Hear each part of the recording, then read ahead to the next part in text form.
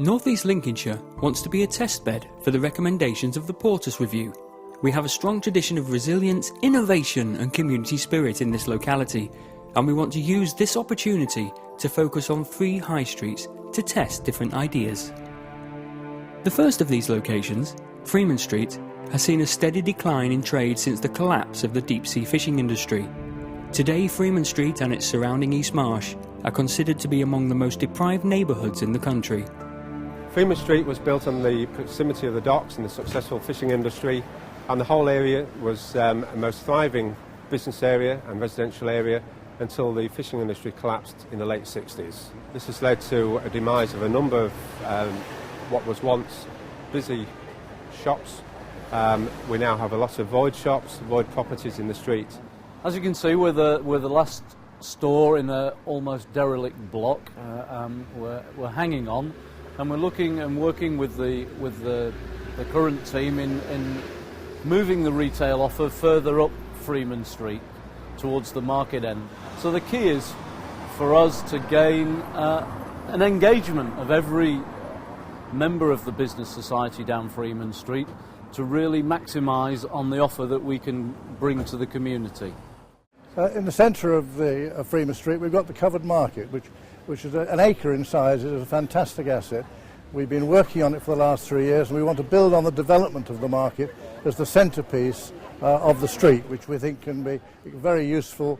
It's a community hub already, and we want to expand that. There are some good news stories though. We have a very busy migrant population who are busy opening shops. We also have some long established traders in the street who are very successful, and we just need to build on that impetus and take the whole thing forward, and we think the setting up of a town team specific for Freeman Street would help this along. Freeman Street would use its share of the Portas pilot funding to create a team structure and to attract partners and consult them on their ideas for implementing the recommendations of the Portas Review. Since the early 1800s, Cleethorpes has been a holiday and health resort favoured by people in Yorkshire and Lincolnshire. The local economy still relies heavily upon the visitor season to attract new customers and encourage local people to shop in the resort's speciality and niche shops. Cleethorpes is actually the best seaside resort in Great Britain. It was voted that in 2011. When you actually arrive at Cleethorpes by train, we are the only East Coast town resort that is, you could step off the train and in 5 yards from the train you're actually on the beach. In Cleethorpes we have what we call the Golden Loop. Now this is an area which aims to link the tourist fringe of the beach and promenade through to the sort of heart of Cleethorpes, through the marketplace into the sort of traditional high street of St Peter's Avenue, and link it back via the town hall, the cultural element, through to the undiscovered gem of Seaview Street, which then links back to the area behind me, which is Alexander Road with its rich architectural heritage. We're already a bit ahead of the game here at Cleethorpes because we have had a town team formed for several years.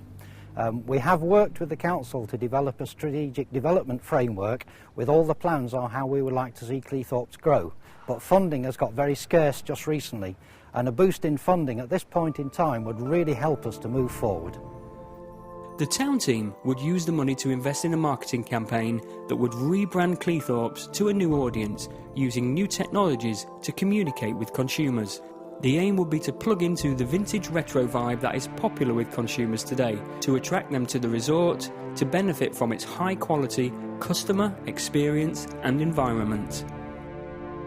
Immingham is the UK's busiest port by tonnage, but the town of Immingham is disconnected from the prosperous dock area. The wealth generated by the port is not spent in the town, and the once thriving shopping areas are facing challenging times. My full name is Mary Elizabeth Clark. I live in Immingham and have lived in Immingham for over 57 years. I've seen many changes growing up as a child, seeing where the Immingham Civic Centre is now and seeing the shops thrive. I used to love coming shopping on a Friday and going to the market and, you know, everybody meeting together, and now see a gradual decline of the area really, especially the shopping area. Well, In Bloom's been instrumental over the last couple of years of really driving the street scene in Immingham. The Town Council is very supportive of In Bloom, but we have a fantastic support base from residents as well. And what we're keen now to do is extend that into the business community. We've got a very long high street in Immingham with shops at either end, and we would use the funding from this bid to try and draw the businesses more into that project as well. In the past we've had E-Factor come into the town, and that's given local people an opportunity to be able to showcase their talents, develop the crafts and be able to start themselves off in business really. Aspirations within the town I think are affected by the retail that's available within the town. You can't go out and get that retail therapy, but we've got a lot of talent out there in the community, and I think it would be useful for them to be able to come and access the market stalls, identify that there's a need for their product, and then they would be encouraged into setting up a business. If we can get everybody working together, then we know that will drive customers into the town. We really just need that extra push to make the high street look special, and that will be the key factor that brings people into Immingham. We need the money in this area to bring investment into the town so we can bring community cohesion with the investments of new businesses, entrepreneurs and aspirations of the people that live here. Funding from the Portas pilot would help Immingham to further develop the work already achieved by the town team and support some of the activities outlined in the Portas review.